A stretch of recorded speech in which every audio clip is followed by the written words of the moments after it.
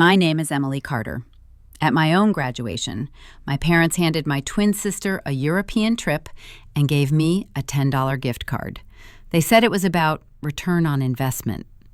If you've ever been quietly written off by your own family, tell me what happened to you.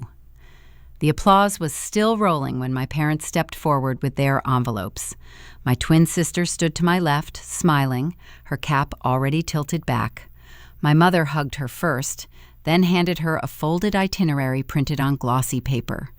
Paris, Rome, Barcelona, my sister said out loud, already scanning dates. My father laughed. Europe is an experience, he said.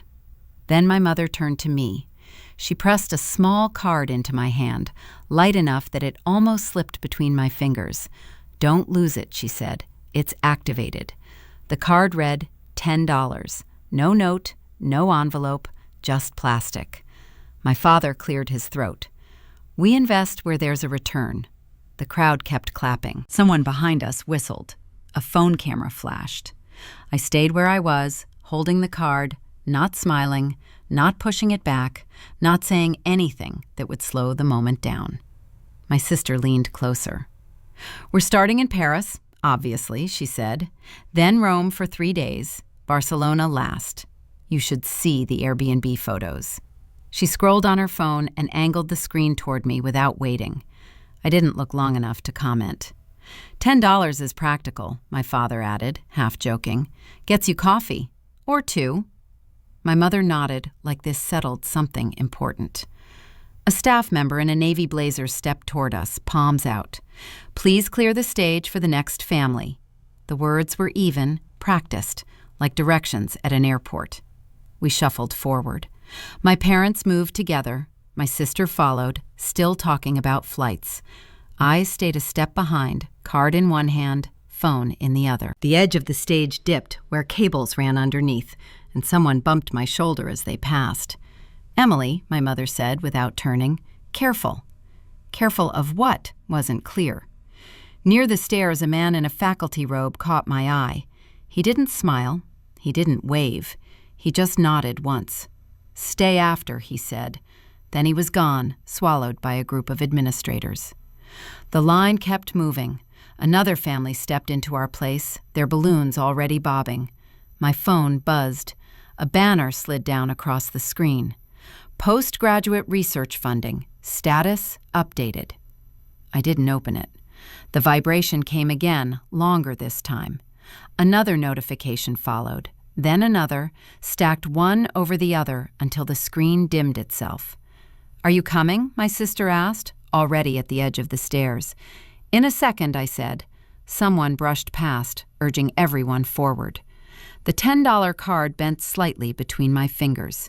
The applause faded into chatter. My phone buzzed again as the crowd carried me off the stage, still holding what I'd been given, still not stopping long enough for anything to settle. The crowd scattered across the lawn, trading hugs and photos, and the talking started fast. An aunt leaned toward my mother and said, Emily's always been quiet. My mother smiled the way she did when agreeing without correcting. She didn't really need anything big. My sister was already surrounded. Someone asked about flights. Someone else asked about museums. No one asked me where I was going next. My father answered for me anyway. Academia doesn't pay back. A cousin nodded like this explained everything. At the edge of the group, a staff table held clipboards and forms. A sign pointed graduates toward a QR code for post-graduation updates. The screen loaded a checklist. Address after graduation, emergency contact, financial sponsor, family sponsor. No. The box stayed gray until it was checked. A confirmation message popped up. You have successfully updated your status. The wording didn't ask questions. It just moved on. A few steps away, my mother lowered her voice with someone I barely knew. She's very independent, she said. It's good for her. My phone buzzed again. The same subject line waited in my inbox, unopened. Postgraduate research funding, status updated. The timestamp matched the minute my mother had said, it's activated. That felt specific enough to notice. I walked away before anyone could assign me another label. The campus cafe was half full, Graduates still in gowns, parents holding drinks they didn't want. Dr. Maya Rodriguez waved from a corner table. She didn't ask how the ceremony went. "Sit," she said. A coffee slid across the table. "You look like you're in the middle of something." "I am," I said. She nodded once. "Good." The email came up on my screen. Maya watched without leaning in. "Did you submit everything?" she asked. "Yes." "Do you have the confirmation?" "It's here. Save it somewhere that isn't your phone." Her tone stayed flat, not kind, not harsh, just accurate. A notification chimed over the inbox. "If you believe this is an error, submit Form 14B. Maya let out a short breath through her nose. Forms always believe they're right. She pulled a pen from her bag and wrote on a napkin, "Don't argue, document." Around us, a father laughed too loudly. Someone dropped a cup. The cafe kept working. Maya tapped the screen with one finger. "Open it." The email was brief. Status updated. Further instructions pending. No numbers, no names. "Check the time," she said. The sent time lined up with the ceremony. Same minute, same hour. "That's not random," she said. I didn't answer. She didn't wait. Funding decisions don't move on vibes. Another message landed, this one from the system. "Please allow 48 hours for verification." Maya folded the napkin and slid it closer. "You have 48 hours if they picked you. And if they didn't? Then you still have 48 hours to make sure no one else is speaking for you." She stood, already collecting her bag. "Send me copies of everything." The cafe door opened. My parents walked past the windows, my sister between them, still talking. No one looked in. Maya paused at the table. "One more thing." "Yes?" "Don't add anyone. Not family, not friends." She left before there was time to respond. A volunteer handed out flyers about alumni donations, smiling at everyone the same way. "Stay connected," she said. The paper went into my bag unopened. Another email arrived from Student Services asking for a forwarding address. The form required a sponsor name, then offered a drop-down for none. Selecting it triggered a warning box. Proceed without sponsor? A yes button. A cancel button. The warning disappeared after the click, replaced by a thank you message and a survey link. No human followed up. Across the cafe, my aunt waved through the glass. She mouthed something and laughed. My father leaned close to her, saying something that made her nod slowly. Whatever it was, it traveled fast. A cousin texted, "Congrats on graduating." Nothing else followed. Maya's phone buzzed on the table. She glanced once, then turned it face down. "They always try soft pressure first," she said. "It saves paperwork." A printer behind the counter jammed and beeped until someone reset it. The sound kept repeating. Another message stacked in my inbox, this one labeled Automated Response. "Your request has been received." No name, no signature. Maya checked her watch. "Time matters now," she said. "People will talk. Systems only log." She stood again, closer this time, and pointed at the blinking cursor. "Start here. Right now." The form history took longer to load than it should have. A spinning icon sat at the top of the page while the campus Wi-Fi hesitated. When the archive finally opened, it didn't start with my name. It started with a contact list. My email was there. So was another one I hadn't typed in, my mother's. The label read Secondary Contact, added months earlier. I clicked deeper, following the breadcrumb trail the system kept by default. A funding pre-screen form, an update request, a confirmation sent not to me, but to her address. No notification, no warning, just a silent copy. The system marked it as delivered. The next page showed a financial acknowledgement. The signature line held a name that looked close to mine but leaned too far to the right. The curve was wrong. The spacing didn't match. I pulled up a scanned copy of my real signature from another file and placed them side by side. Anyone who had filled out paperwork with me could see the difference. My phone rang before I could close the window. "Hey," my father said, casual. "Got a minute?" "Sure," I said. He didn't wait. "Your mom mentioned you've been busy with emails." "School stuff," I said. "That's good," he replied. "Just don't lock yourself into anything." A pause followed, short but measured. "Have you thought about taking a year off?" "I haven't," I said. "Flexibility matters," he added, "especially early." The word early landed heavier than he meant it to. "We want what's best," he continued, "and sometimes that means not rushing." The call ended before there was room to respond. A message from my mother followed minutes later. "If you get money, we should talk as a family." No punctuation, no greeting, just terms. The phrase from the stage replayed itself without help. "We invest where there's a return." It hadn't been a joke. It had been inventory. I forwarded the screenshots to myself, then saved copies in a folder that wasn't synced to anything shared. The file name stayed boring on purpose. Dates, times, nothing emotional. An email went out to the funding office, direct and brief. "I'm requesting clarification on authorized contacts listed on my application." A second message followed to my professor. "You asked me to stay after." Both sent without explanation. The reply from the system arrived first. "Your inquiry is being reviewed." No name, no timeline, just a receipt number.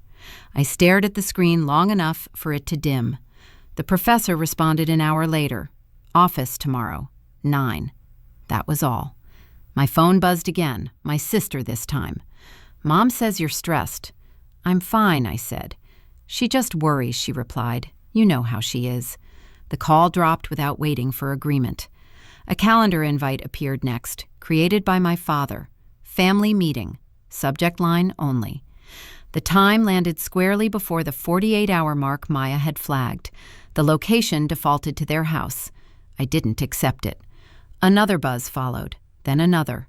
A text this time. "It's important," my mother wrote. A missed call, then a voicemail. "We should all be on the same page," her voice said.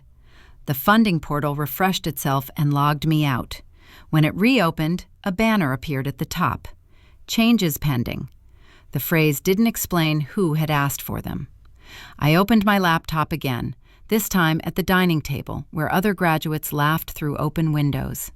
The folder of documents grew. Screenshots, timestamps, headers. Each file told the same story without raising its voice. The funding office sent a second automated note. "Please allow additional time for processing." No one signed it. My phone lit up again. A new invite replaced the old one. Same title, different time. The start time slid closer, nudging the deadline from the side. I typed a response, deleted it, then typed another. Nothing went through. A call came through instead. My father again. "We scheduled something," he said. "Don't make this difficult." "I didn't," I replied. A breath on the other end. "Just come by," he said. The line went quiet, but the expectation stayed active. The dining table was already set when I arrived. No food, just paper.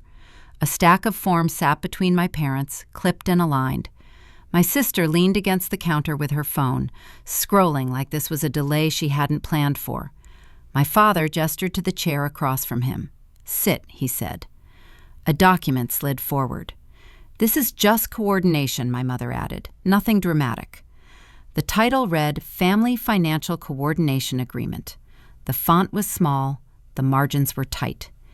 "It avoids tax issues," my father said. "Cleaner for everyone." My sister finally looked up. "It's smart," she said, "like what we're doing with the trip. Everything routed correctly." She smiled like that was proof.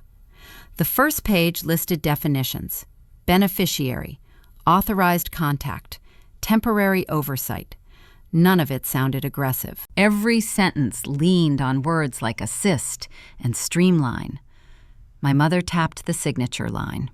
"You won't even notice the difference." "What difference?" I asked. "Well," my father said, folding his hands, "it just means we help manage things if money comes in." "If," my mother repeated. My phone buzzed once on the table. Maya's name flashed. A single line appeared. "Do not sign. Decide." The next page showed a familiar email address under Contact for notifications. Not mine, hers. The same address from the portal logs, the same one that had received the funding updates first. "When was this added?" I asked. My mother didn't look down. "It's been there," she said. "For how long?" She shrugged. "You were busy. We stepped in." My father nodded. Someone had to. The sentence landed clean, like it had been practiced. My sister crossed her arms. "You're acting like this is a trap." "It's a system," my father said. "Systems need managers." He pointed at her. "Look how well this works when everyone cooperates." She smiled again, then turned away. I flipped another page. A clause tied coordination to future funding, not just this year. Another section mentioned revocation requiring joint consent. "If I sign," I said, "I can't undo this alone." My father leaned back. "That's the point." My mother reached for my hand and missed when I pulled it back. "You're reading too much into it." The tone stayed gentle. The language stayed neutral. The effect didn't. My phone buzzed again. Another text from Maya. "Decision, not discussion." I slid the paper back. "I need time." My father shook his head. "Deadlines create mistakes." My sister laughed softly. "This is why they didn't pick you," she said, then stopped when my mother glanced at her. No one corrected the statement. My mother cleared her throat. "Sign now," she said. "We can revisit details later." The pen rolled toward me, stopping near my wrist. I picked it up. The weight felt heavier than it should have. The paper didn't move. The email address stared back from the page, the one that had been receiving updates before I had, the one that turned my application into a family project without asking. The system had believed it. The forms had accepted it. That was the part that stung. My phone lit up again. No message this time, just the clock ticking toward the same deadline that had pulled this meeting together. My father watched the pen. "Emily," he said, "don't make this harder than it needs to be." I set the pen down without writing. "I need independent review," I said. The words didn't rise, they didn't shake, they landed flat. My mother's smile slipped first. "Independent from what?" "This," I said, nudging the stack away. My father stood. "We're trying to protect you." "By signing for me," I said. My sister scoffed. "You always do this." The chair scraped as my father pushed it back. "This meeting isn't over." "It is for me," I said. The lights in the departmental library dimmed at 10. A custodian pushed a cart past the glass wall and nodded once, not asking questions. The room settled into that late-hour stillness that made keyboards sound louder than they were. A stack of books sat unopened to my right. The laptop stayed centered, documents spread across the screen in neat rows. The earliest form dated back to my sophomore year, a simple request for emergency contact information. At the time, my parents' email had felt efficient. One place, fewer missed messages. I'd checked the box without scrolling down to the part that explained what authorized contact actually allowed. The system hadn't hidden it. I just hadn't slowed down. Another file opened, a funding pre-screen from last fall. The contact field auto-filled, same address. The changelog showed my name as the submitter. The IP address said otherwise. That detail hadn't stood out before. It did now. A third document showed a confirmation notice forwarded automatically. The forwarding rule wasn't new. It had been there for years, quietly passing messages along because no one had told it not to. Convenience had done more work than any argument. The cursor hovered while the clock in the corner moved forward. Each minute came with another small realization that didn't feel dramatic, just accurate. Silence had been easy. It avoided conflict. It also avoided ownership. Not asking hadn't been neutral. It had been permission. A text from my mother sat unread at the top of the phone screen. The preview showed the first few words and then cut off. The rest stayed hidden, by choice, not technology. Another tab showed my sent emails. Polite, brief, careful. None of them set boundaries. None of them said no. They all assumed goodwill would do the work. A note from my father months earlier floated back. "We'll handle it." At the time, it sounded helpful. It wasn't paired with details. It hadn't needed to be. The realization landed without heat. Not demanding space wasn't the same as being mature. It was just quiet compliance with better branding. The phone buzzed again. Maya. A PDF slid into my inbox with no commentary. The title was long and bureaucratic. Internal Guidance on Misrepresentation of Financial Authority. The language inside was dry, almost bored. It defined situations where someone acted on behalf of another without explicit permission. It listed outcomes. None of them were gentle. A highlighted paragraph described exactly what had happened. Notifications redirected, decisions influenced, consent assumed. Below that, a footer listed a position title and an office address. Not a suggestion, a destination. A message followed. This is the lane, nothing else. The cost showed up immediately, not in words, but in absence. There was no version of this where things went back to the way they'd been. The family meetings, the casual updates, the assumption that everyone knew best. That door didn't stay open once formal processes got involved. The thought didn't linger. The documents demanded attention instead. A new folder appeared on the desktop. Files moved into it one by one. Dates renamed, screenshots labeled. The work stayed methodical. No anger sped it up. No hesitation slowed it down. Another email from the funding office arrived while the file transfer finished. Automated, polite, non-committal. Thank you for your patience. The system thanked everyone the same way. A library announcement chimed, reminding anyone still there to log out before closing. The books went back into their place. The chair slid under the desk. The laptop stayed open. The email address from the footer was typed in carefully. The subject line stayed factual. Request for independent review of authorized contact on funding application.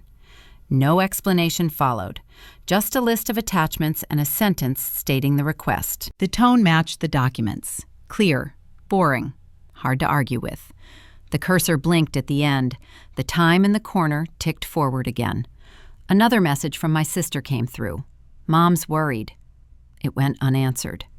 The reply from the funding office came the next morning, not by email, but by calendar invite. No explanation, just a meeting title and a list of attendees that didn't include my parents. That alone felt like a shift. The meeting lasted 12 minutes. The administrator didn't waste time. Your application was ranked in the top tier before graduation, she said.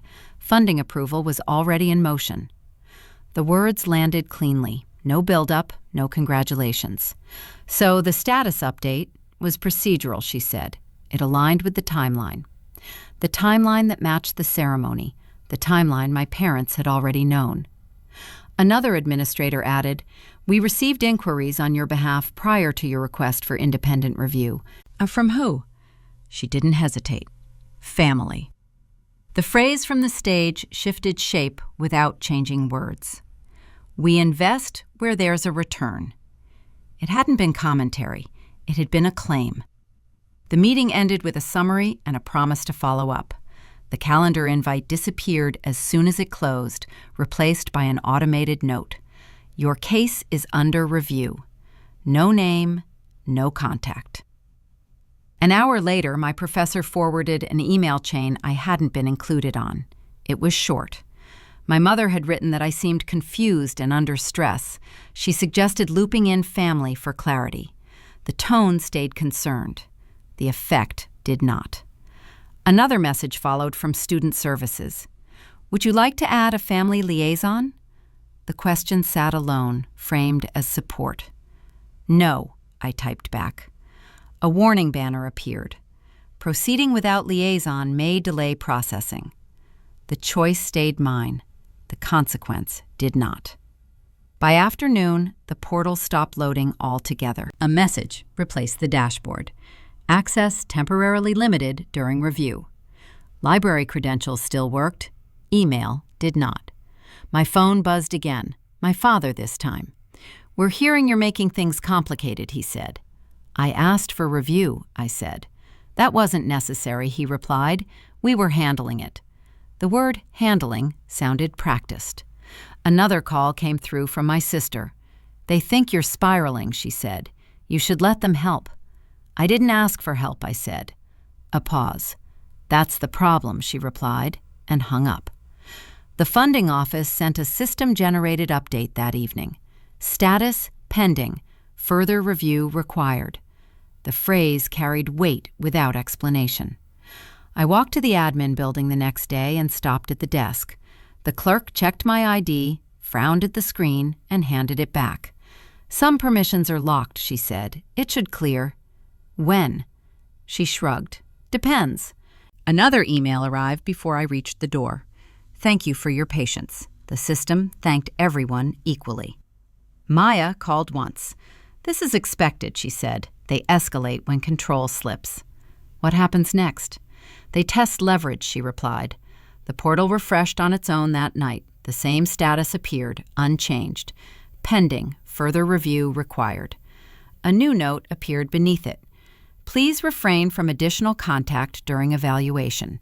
The instruction came without signature. My inbox filled with concerned messages that didn't ask questions. My mother wrote that she was worried about my tone. My father suggested taking a break from emails. My sister sent a link about burnout. None of them mentioned funding by name. Another administrative message arrived close to midnight. Temporary access restrictions are standard during compliance checks. Standard meant nothing personal.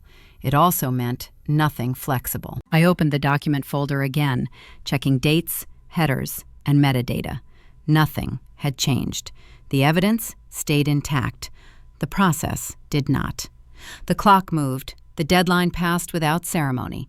The status remained pending. Further review required.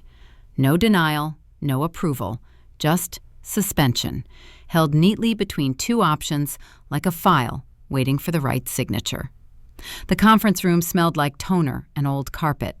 A long table divided the space, laptops already open, folders stacked in front of each chair. The funding office had invited everyone with a calendar link that didn't ask for preferences.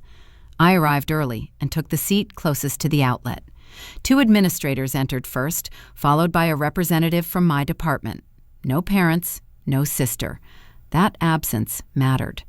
One of the administrators cleared her throat. Thank you for coming, she said. We're here to resolve the outstanding questions regarding Emily Carter's application. She looked at me. You asked for independent review. Yes, I said. She nodded and gestured to the screen. Let's begin. The first slide appeared without drama. A timeline. Dates and times lined up in columns. These are system logs, she said. They show when contact information was added or modified. A highlighted row showed my mother's email address, added months earlier, no authorization attached. That wasn't me, I said. The administrator didn't react. We know. She clicked again. A second document filled the screen. Two signatures side by side. One mine, one close enough to pass at a glance, but not close enough under review. Our office compared these, she said. They don't match. The department representative leaned forward. So the financial acknowledgement was submitted without verified consent, the administrator finished. A pause settled over the table. A second administrator spoke next. We contacted the listed parties to clarify. She glanced at her notes. They described it as a misunderstanding. They said they were only helping. The phrasing stayed neutral. The implication did not. Helping requires permission, the department rep said. The administrator clicked again. This is where it stops being unclear. A map appeared. A small square marked a location. An IP address resolved to a residential area. These changes, she said, originated from the same network. She read the address aloud. My parents' house. No one spoke. The administrator continued. Our system logs IP data automatically. There's no discretion involved. She turned to me. Your application was accessed and modified externally without authorization. The department rep exhaled slowly. That's a violation. Yes, the administrator said. The room stayed still while the words landed. She clicked once more. A policy page appeared, sections highlighted. This constitutes misrepresentation of financial authority, she said. It's not a family dispute, it's a compliance issue. The phrase compliance issue flattened everything emotional into procedure. Another pause followed. Then the administrator closed her laptop. Our decision is straightforward, she said. All family contacts will be removed immediately. She looked at me. Your application will be restored to independent status. The department rep nodded once. A printer in the corner started up on its own, spitting out pages with mechanical patience. One of the administrators glanced at the document as it printed. So legally, she said, scanning the text, she was never obligated. The sentence wasn't meant to be funny. It wasn't meant to be kind. It was just accurate, delivered the same way someone might read a weather report. The pages slid into the tray. She stood, gathered them, and placed them in front of me. This is the formal notice, she said.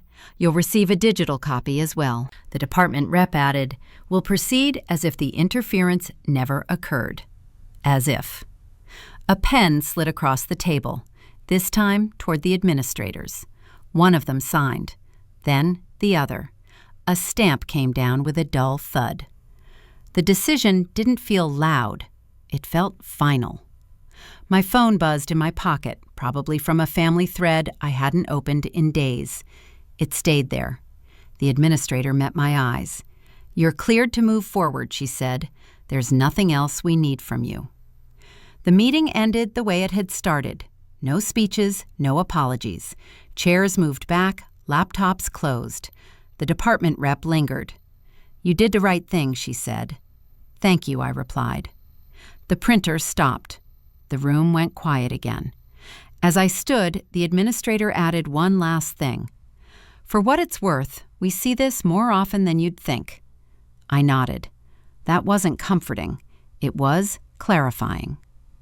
The first consequence didn't come from my parents. It came from a bank. An email landed mid-morning. Plain subject line, no greeting.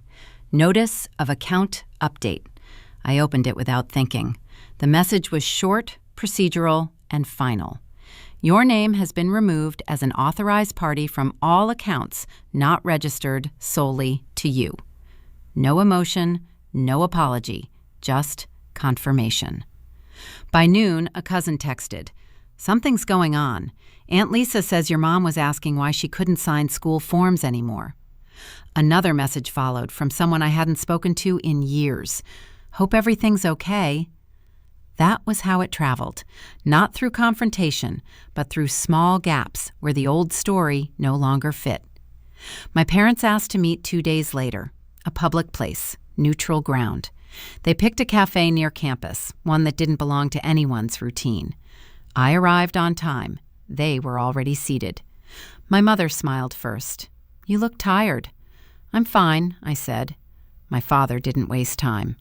This has gone far enough, he said. It's finished, I replied. My mother leaned forward.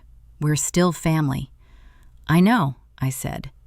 She waited like that should change something. I'm not angry, I added.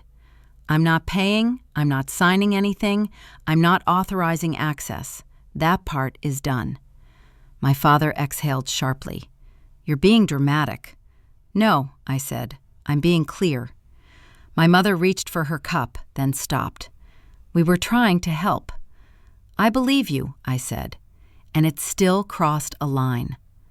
The words didn't rise. They didn't need to. My father shook his head.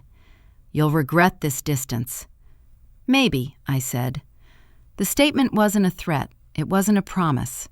It was a possibility I'd already priced in. The conversation ended without a fight because there was nothing left to argue about. We stood. Chairs moved back. No one hugged. Outside, my phone buzzed with a notification from Student Services confirming my restored access. Another from the funding office followed, attaching a formal letter that began with my name and no one else's. That afternoon, I changed my number. The old one stayed active long enough to forward work contacts, then went silent. Accounts closed cleanly when they could. Others required forms, signatures, waiting periods. I followed each step without shortcuts. A new lease started the following week. The apartment was small and close to everything I needed. Utilities went into my name, so did the mailbox. The final errand took less than 5 minutes. A padded envelope, 1 key, no note. The clerk at the post office weighed it, printed the label, and slid it across the counter. "Tracking?" she asked. "Yes," I said. She nodded and sent it on its way. The confirmation hit my inbox before I reached the door. Back at the apartment, boxes waited half unpacked. The laptop sat on the counter, open to a banking page I hadn't refreshed yet. When it loaded, a banner appeared at the top. "Your account status is now independent." The system didn't congratulate me. It didn't ask if I was sure. It just updated the record. A message from Maya followed a few minutes later. "Everything finalized?" "Yes," I replied. "Good," she wrote. "See you Monday." The phone went face down on the counter. The apartment stayed quiet, not in a dramatic way, just without extra voices filling space they no longer owned. Outside, footsteps passed in the hallway. A door closed somewhere down the line. The world kept working. The laptop screen dimmed after a moment, the confirmation still visible when it did, while the key was already moving through the mail system, one less thing that could be used to open something without permission.